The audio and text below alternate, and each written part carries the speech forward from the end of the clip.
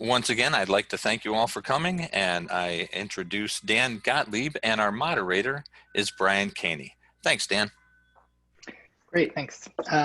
So thanks everyone for coming. I'm sure a lot of folks are starting to get a little zoomed out at the end of the conference here, but I think this will be pretty interesting. There's been a lot of really neat work happening on the bulk data API.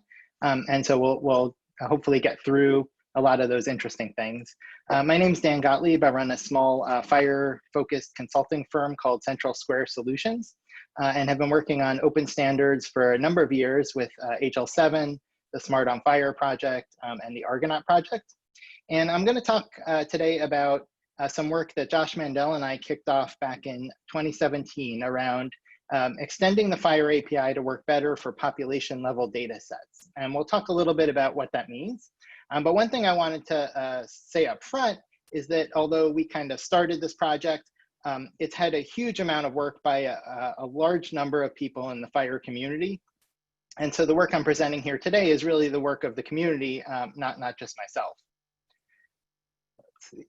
Awesome. So in terms of the slides, these slides are all available online at the bit.ly link in the upper right. Maybe somebody could drop that in the chat or in the Q&A for folks who join later. And on my last slide, I have the URL again. So, so if you don't copy it down now, you'll have another shot. And we have a pretty ambitious agenda. I want to start by talking about what the FHIR Bulk Data API is, why we need it. Then we're going to talk through the technical architecture of the current version of the FHIR API, so kind of walk through what a request looks like at a fairly low level, because it may be different from some of the FHIR APIs you're used to. We're going to talk about some really great open source tools that have been developed to help you build on top of these specifications. We're going to talk about the growing adoption of the standard and some FHIR servers that now support it. Talk about some work that's going on now around developing version 1.2 of the spec, and then talk about the next steps for the project and how you can get involved and how you can get involved in that Argonaut work as well. So huge amount to cover. My plan is to talk very fast and see if we can get through it all and still have some time for questions. So when I think about FHIR APIs, I often think about kind of three buckets of data. The first is patient level data. So when you think about getting data on a single patient, maybe even just a subset of their FHIR resources, this is the type of API calls you would use in a Smart on FHIR app that's maybe running in an EHR and pulling down patient data to calculate a risk score. And for those types of data requests, the FHIR REST API, the FHIR representational state transfer, the standard FHIR API, works really well. That's kind of its sweet spot around what it's really designed for. When you start to move on up to data on a panel of patients, so this might be data on a few dozen or even a few hundred patients, the FHIR API still works, but you may need to tweak it a little bit. So you might need to use the _element search parameter to limit which fields are populated in the data that's returned. But it still works for those use cases. But when you start to get into use cases around populations of data, so data on thousands, hundreds of thousands, potentially even millions of patients, it could be billions of FHIR resources, the FHIR REST API really starts to break down and doesn't work for those use cases. And that's really what we're targeting with the FHIR Bulk Data API. And there are a lot of use cases that do need to move population level data. And I'm going to talk about a few of them. There's a lot on the slide. I'll go through maybe one or two of them just to give you a sense.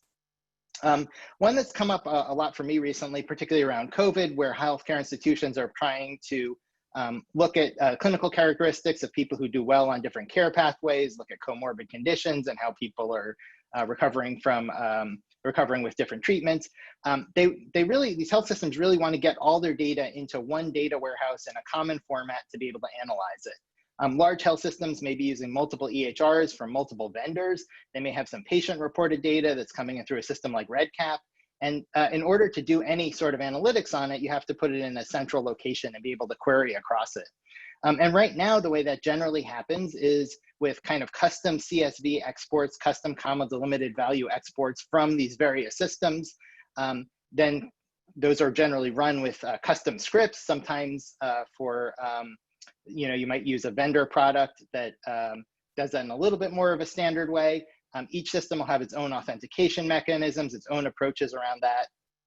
And so, and then when you import it into your target system, you probably have to do some data transformation change the schema into the schema of your target system.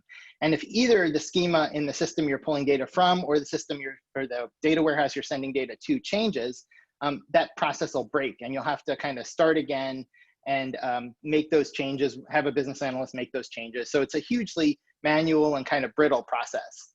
And FHIR doesn't really resolve that. So the second example I was going to talk about is a project I worked on a couple of years ago now with a machine learning startup, where they had a model to estimate risk for a patient population.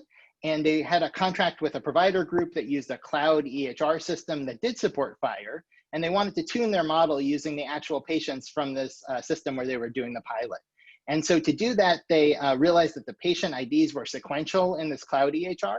And they went through and developed some code to go down and pull down and try every possible patient ID, just kind of cycling through them and then walking the FHIR resource tree to do paged requests and pull down more and more data over time, and put together a comprehensive data set for this population. And that worked, but they told me that they were terrified of when they'll have to update data again, when they'll have to update their data set again, because it was so cumbersome and so manual, and there were timeouts and problems all along the way.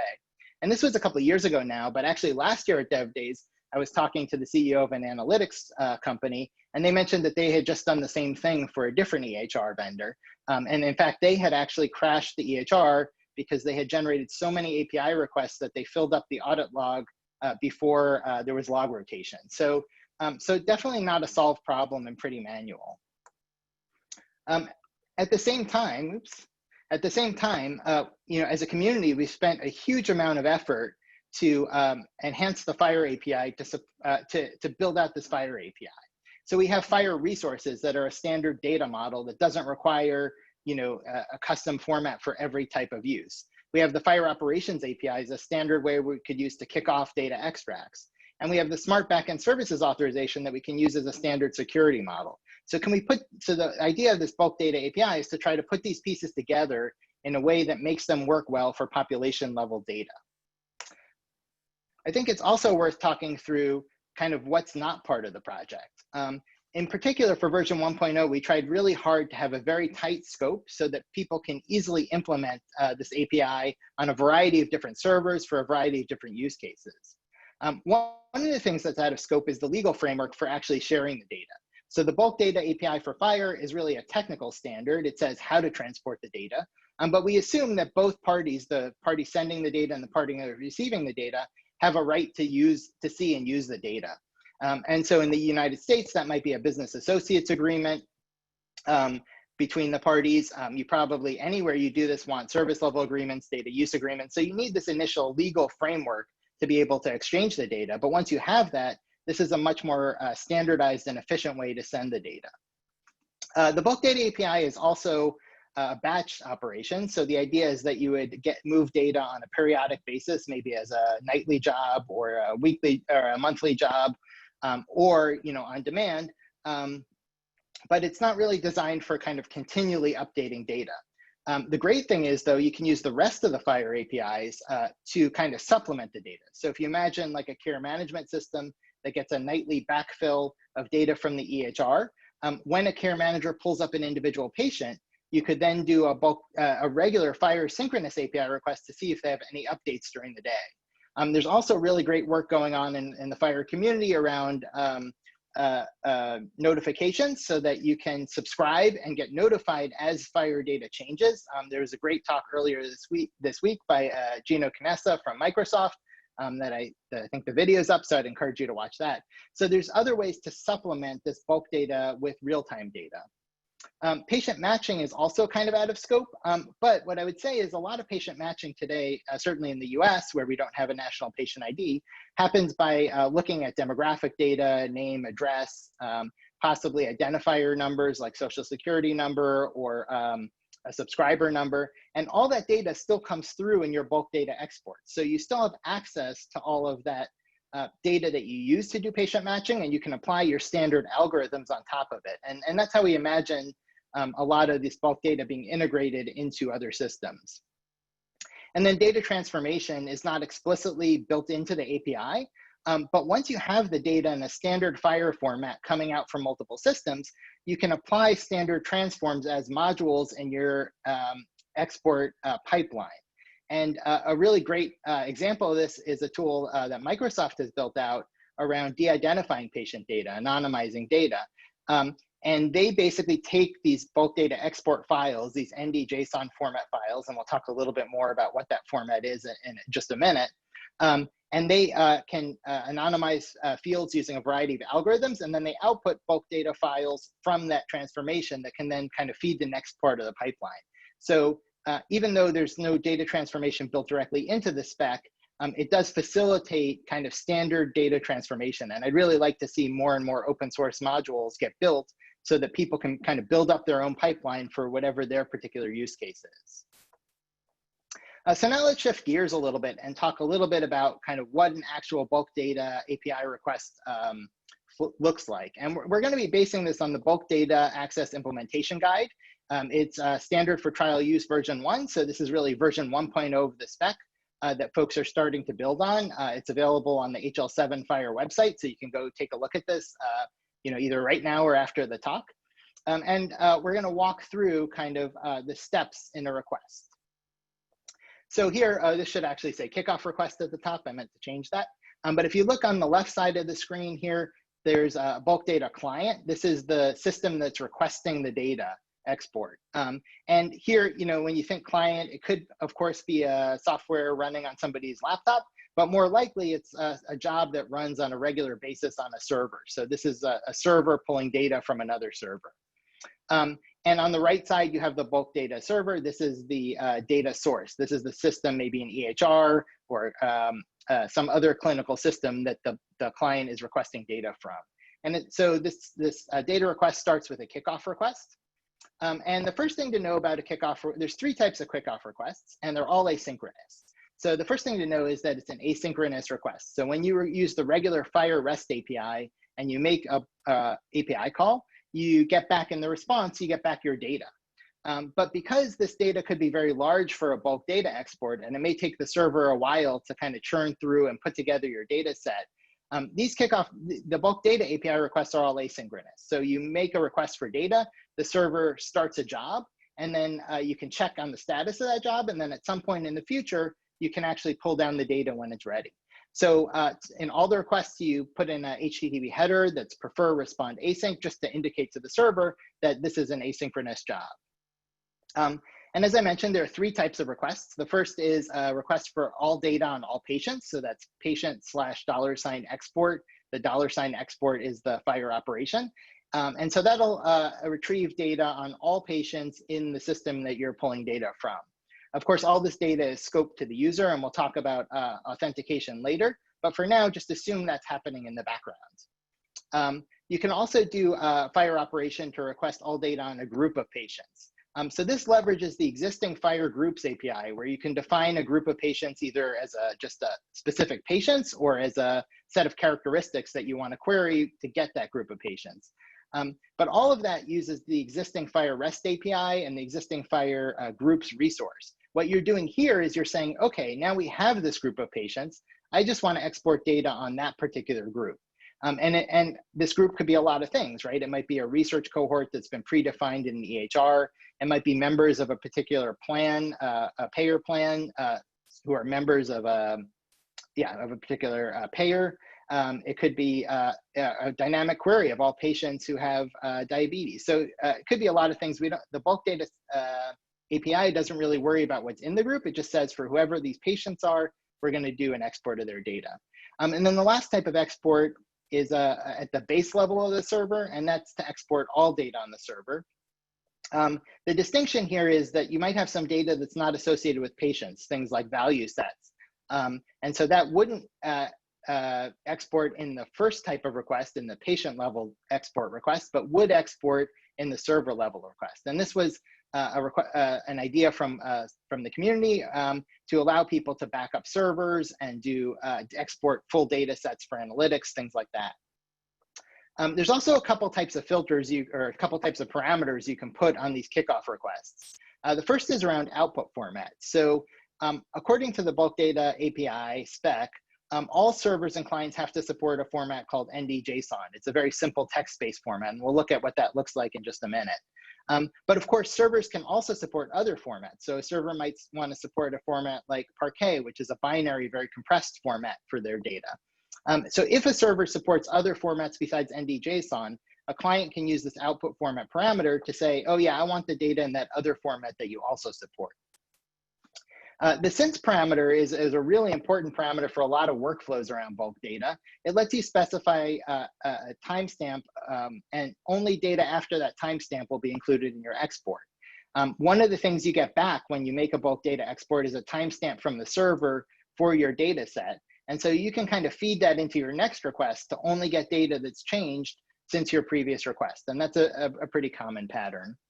The underscore type parameter lets you filter by FHIR resource type. So if you have a system, for example, that's only looking at patient encounters, you might not want to get patient conditions as part of your data set. So you can filter by one or more FHIR resource types. It's a pretty coarse filter, but it lets you kind of limit the data size being returned.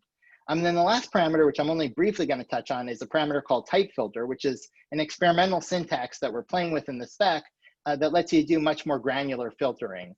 Some systems may have the ability to do that, and this gives clients the option to request a very small subset of the data. Okay, so we've now made our kickoff request, and what we get back from the server is a header that includes a content location. It looks something like this. So the kickoff response header has a status that the request has been accepted. Of course, you might also get back an error if there was a problem.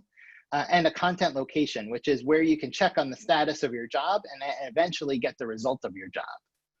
So what we're going to do now is our client is going to make a request to that content location and get back a status. In this case, our job is still in progress. So we got a 202 accepted status still, and we got a X progress header, which the server is telling us that this request is 50% complete. So that header is pretty flexible. The idea is to accommodate a lot of servers with different capabilities, but still provide some feedback for debugging and logging at the client level. So a server might say 1,000 of 10,000 resources generated. It might say 50% complete. It might say something like job in progress if it doesn't actually have a way to track how much of the FHIR data has been collected yet.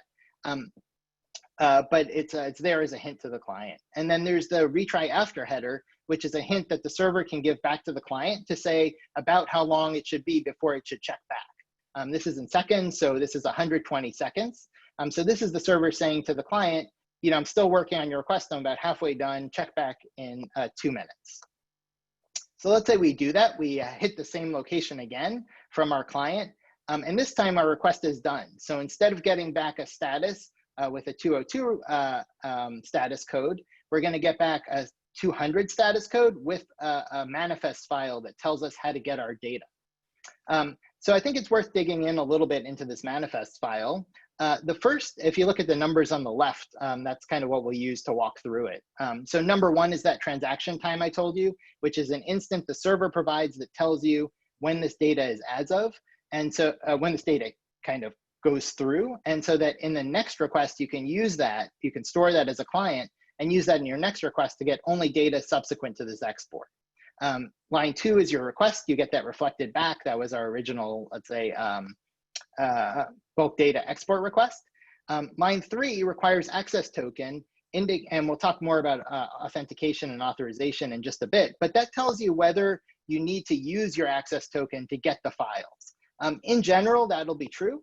If you have, for example, an internal use case within an organization where you're doing a bulk export to an internal file server on your network, it might be false and you might be able to just access these files without having to re-authenticate because everybody who can access that server is already authenticated within your network. So the next section is number 4, that's the output section. This is kind of the meat of the request. Here you can see we have one file, at least one file for every FHIR resource type where there was data. So we requested in this request, we requested data on the patient and observation resources. And you can see we have 2 files of data on the patient resource with patient resources in them and 1 file with observation resources in them. And this is an interesting point. So servers have a lot of latitude in how they split up the data, because they might store it in different ways, might process it in different ways, might allocate their disk space in different ways. And so a server can put all the data into one very large file. It can split it across multiple files. But the one thing is there's only one resource type per file. And this was feedback from the community around enabling data load operations where you treat different types of FHIR resources differently. This makes it a little bit easier because you know from this manifest what FHIR resource type to expect in each file. And then the last section, section 5, is an error section.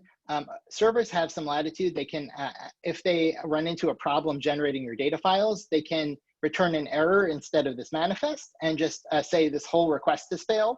But a lot of times what will happen is you might be generating data on, let's say, 1 million patients. Some of them are going to have bad data or FHIR references that don't resolve or other things like that.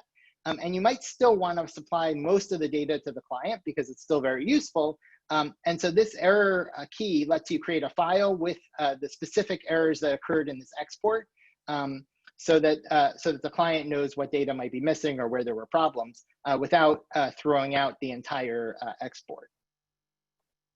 Okay, so then the next step is to actually go get these files. So we're gonna go and retrieve each of these ND-JSON files and get back our FHIR resource data. And so that's kind of the end of the transaction flow. I mentioned that I would show kind of what this data looks like.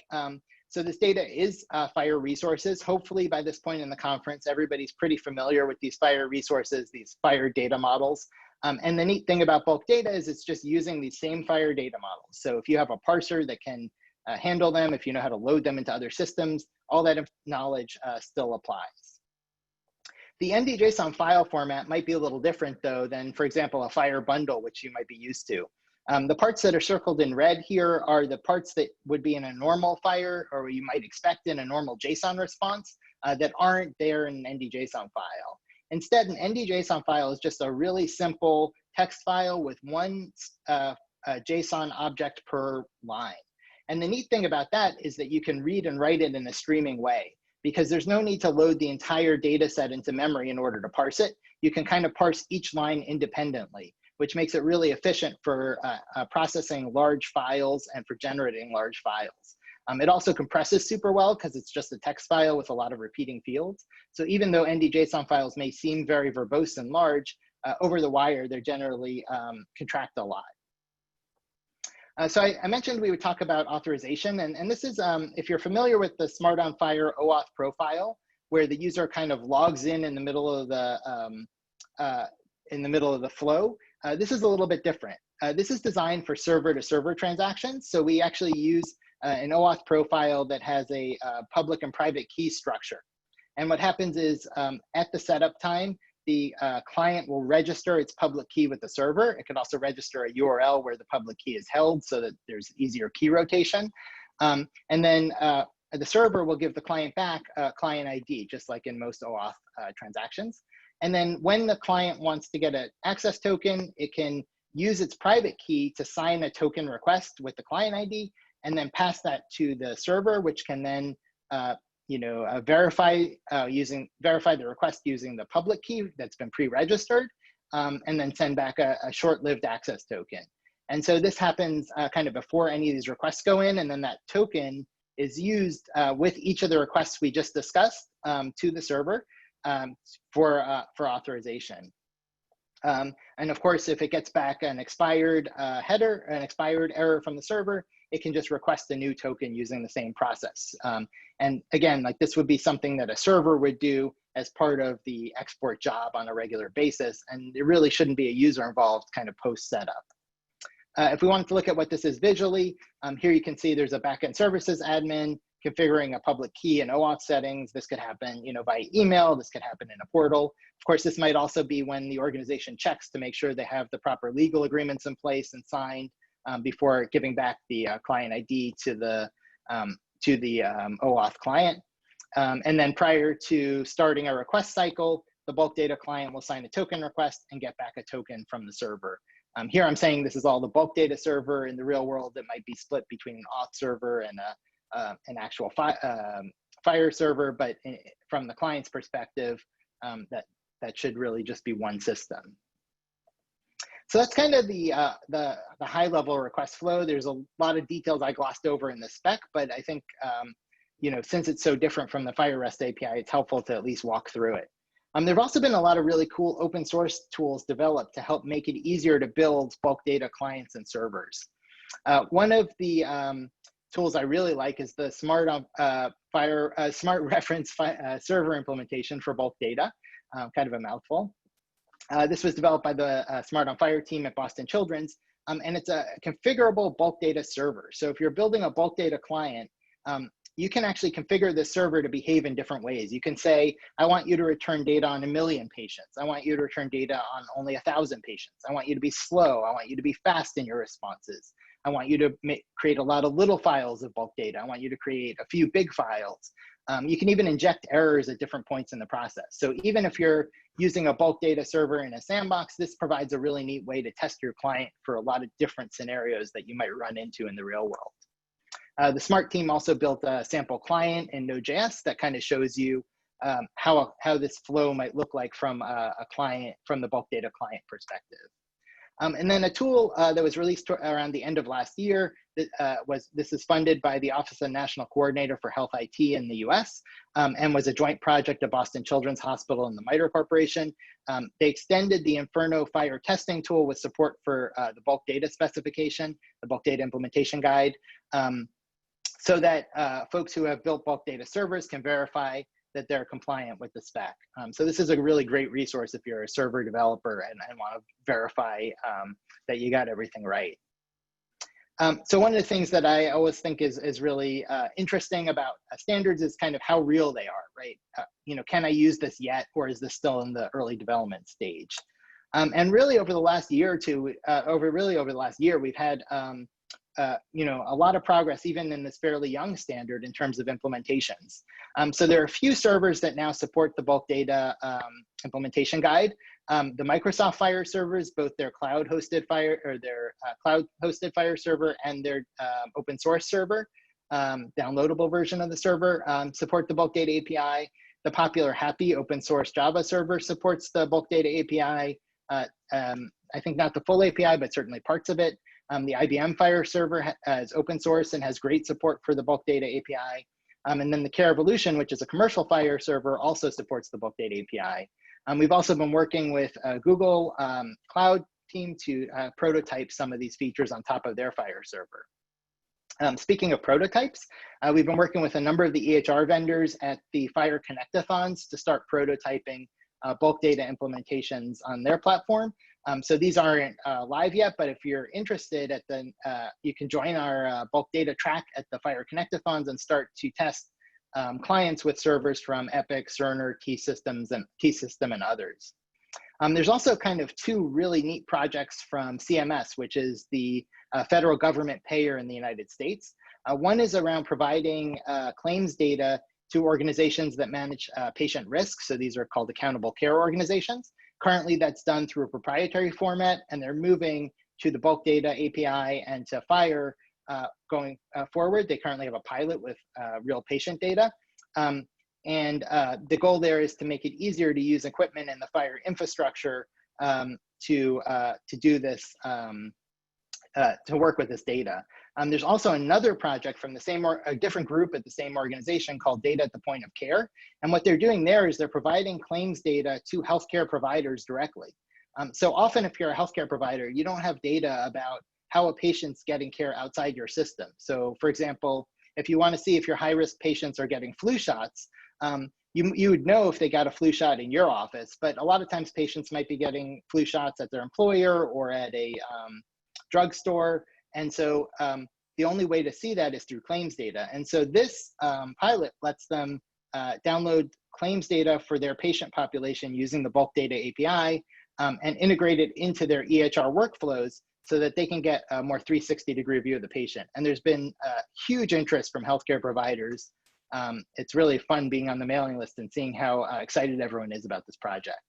And then Ricky Sahu talked yesterday. I'd suggest checking out the video if you're interested, around a project that One Up Health and Boston Children's Hospital are working on together around doing quality measures on top of FHIR Bulk Data, both with claims data and with clinical data kind of mixed together. And that's going to be open sourced eventually and is a pretty neat project. So growing number of implementations. I think there's also a lot of interest in the US. In the US, there was a rule passed. Dr. Rucker talked about this in his keynote for the conference, I think on Monday. A rule passed that will require EHRs to support the bulk data API for to be certified for certification, which impacts a lot of federal payment programs. So that's taking effect in 2022, and I think will lead to a lot more implementations in the real world of the bulk data API. So I'm really excited about kind of the energy that's generated in both the FHIR community and the EHR community and among providers. So that's kind of where the spec is now. Let's talk a little bit about where it's going. So Argonaut is an HL7 accelerator. So this is a group that helps create implementation guides to apply FHIR to problems in the real world. And one of the projects that the steering committee decided to take on for 2020 is around updating the bulk data implementation guide with what we've learned from these early implementations. So creating a version 1.2. We're really trying not to break backward compatibility, but to fix some of the gaps that exist in the current, that we've learned as we've built out these servers and these clients. It's an open process, so you can go to 2020.argo.run to get the calendar. All the meeting notes are online. Also, the actual updates to the implementation guide are being done on the HL7 Bulk Data GitHub account, so you can actually go and check out the current version of the spec. And we've had great participation from lots of folks in the industry. I put up their names here, but there's a lot of people providing really good ideas on the best way to accomplish some of these fixes. And I thought, even though I'm kind of running a little bit low on time, I would jump into what one of those challenges is, because I think it's pretty interesting and illustrative of the type of work we're trying to do in Argonaut this year. This is an example around pulling data, export data for a group. So you can see, if you kind of read it down, it's a little bit confusing. So the January 1st column represents a bulk data export of all data for group 1. And you can see there we get EOB 1-1 for patient 1 because they're in the group, and and we're pulling all data. But then if we do a query on February 1st and patient 2 has been added to the group, we'll get any new data from patient 2, but we wouldn't get EOB 2-1 because that was last updated prior to our since date here. So we're doing the export since the last export, and so we would miss that piece of historical data on patients who were added to the group. So the only way to get that data using the current version of the spec would be to do another full export, and your export might be gigabytes and gigabytes of data, so you don't really want to get that. You really don't want to have to do that unless you need all that historical data on everyone. And the way we're approaching this is there's revised guidance in 2 areas on the spec, or changes in 2 areas on the spec. The first is revised guidance on the since parameter to say that, if the client is asking for data subsequent to a particular date and a new patient has moved into that group, then if you as the server know that that patient has joined the group and the client probably wants historical data on that patient, you can just add it into what you're sending them back, so they don't have to make a second request. For some servers that don't keep track of which patients are moving in and out of groups, for example, if you're querying for all patients who have a condition of diabetes, the server may not know exactly when patients got added to that, and ended up in that query. There's the option for the client to request only historical data, but only on a specific set of patients. And there's a little bit of complexity there around how that works that we've outlined in the version of the implementation guide on GitHub. There's a bunch of other areas that we're focusing on in the Argonaut project this year. One is around handling binary content and attachments. So if there's PDFs associated with a patient, how those get passed to the client. Propagating resource deletion. So if a client was sent data that's, for example, maybe associated with the wrong patient and shouldn't have that data on their system, a way for servers to communicate that to clients. We had a bunch of documentation clarifications that came out of the RAST Connectathon around what's optional for servers versus optional for clients, as well as how you can use post requests instead of just get requests in your kickoff requests. So we change some documentation there. And then we have a few items that are queued up, including handling provenance resources. So how do you handle metadata about the data that you're sending to clients? When do they want that? When do they not want that? How do they indicate that?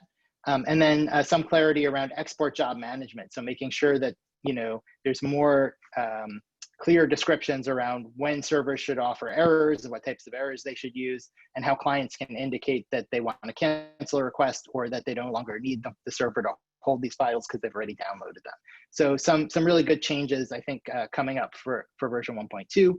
We're going to work on those and developing clear language for that. We're going to prototype and test all these changes to make sure that they work in the real world. I think that's going to be most of the activity for the rest of the year. And then we're going to, at some point in the near future, ballot this as version 1.2 of the spec. And one of the neat things, at least from the US regulatory perspective, is that there's, as part of these new rules that require support for the bulk data implementation guide, in certified EHRs, there's the opportunity to use what's called the standards advancement process, standards version advancement process, to allow EHRs to meet those requirements using later versions of the standard than the one specified in the rules. So they'll be able to adopt these 1.2 enhancements and still be certified with the rule. I think I'm right up, getting close on time. I'd encourage you to get involved though. The best way to get involved is to start using these implementation guides, even for internal uses at an organization. So moving data from system to system, we're starting to see more and more places using FHIR and the bulk data API to move data around. If you're interested in the things I outlined on the Argonaut project, start joining our calls. It's all the information is there at 2020.argo.run, sorry. Working on open source modules for things like de-identification, filtering, NLP that can be placed in a pipeline. There's been some very early work around an import operation around how do we standardize how we're pulling data into systems, not just getting data out. I think some of that emphasis has shifted to the export version 1.2 for now, but I think eventually we'll kind of shift back to working on import. And then one area I'm particularly interested in is around standardizing analytic approaches. So now that we have the data in a standard FHIR format coming from multiple systems potentially, how can we standardize how we query that data so that it's easy for different organizations to share queries around bulk FHIR data. So I think I'm going to end it there. This is a slide with just some links to the bulk data implementation guide, the reference implementation I talked about, and then a lot of the work on bulk data happens on the FHIR Zulip chat. So I encourage everyone to kind of sign up at chat.phir.org and join our bulk data stream. So I know that was a lot very quickly. I think we have maybe a couple minutes for questions. Yeah, so hey Dan, thanks. Great job. A lot of material in not a lot of time to go over. I think some of the questions that came up may have been answered. There was one around current EHRs and adoption, which we went over. You touched a little bit upon the current status of import, which sounds like it's kind of early and it's work in progress. There was a few questions that talked a little bit about that. One question that I don't think you quite covered was, do you know if type filter is going to be part of the 1.2 spec? Yeah, so as of now, I haven't seen, thanks for the questions, Brian. As of now, I haven't seen anybody really who has, I think we don't have enough implementation experience yet. So really the goal of making it experimental in version 1 of the spec was to get a sense of whether there were really a few key filters that people were using that we wanted to kind of pull up into the spec as kind of canonical filters that we think would be widely useful. And maybe that stays as type filter, or maybe they get pulled into other parameters. And I think we're still early enough that we haven't really figured out what that looks like and how that's working in real world servers. So the goal is to kind of get more experience with that and then figure out kind of what the next steps are. So we have a couple parameters that we're considering adding for version 1.2, but probably we'll end up leaving the type filter piece as experimental until we get more experience. And then I don't know, hopefully we have time for maybe 2 more questions. One was, I think it might be up to the server's discretion, but one question is, how do you define patient's data and that kind of level export? How do you define what resources are part of that compartment? Is that specified somewhere? Yeah, so that's a really good question. It's something we struggled with a little bit. Right now, it's really up to the servers. So if you have a bulk data server that's supporting, for example, US CDI FHIR, the US CDI, which is defined by the federal government for certified EHRs to support going forward, we would expect that just like the FHIR REST API has that set of resources, the bulk data implementation will have that same set of data. In terms of payor data, similarly, we would expect, like if a payor is providing Blue Button as their standard of data for, for their kind of patient by patient API, they would probably also supply the same set of resources in their bulk API. So it's really kind of depends on a server by server basis. That said, I think there's been some interest in trying to define kind of standard sets of data. So like a financial set of resources or your standard clinical set of resources that servers could define by bulk data. But right now, bulk data is really around kind of the transport mechanism and the negotiation between clients and servers, and a little bit less about which FHIR data is returned. You can kind of use it for any data set. And I don't know if the host is here. Do we have time for one or two more questions, or we?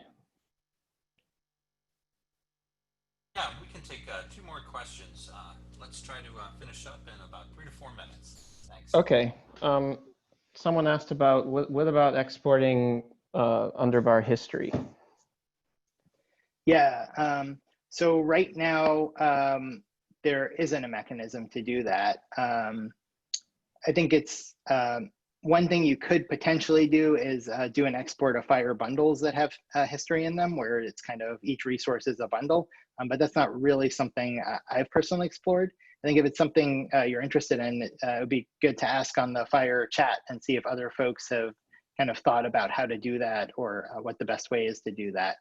But right now, I think this is, yeah, right now it's really around kind of snapshots of resources. And then there's just a couple quick ones. There's one about a design decision. Do you know why a custom JSON format for the manifest was created instead of creating a FHIR resource?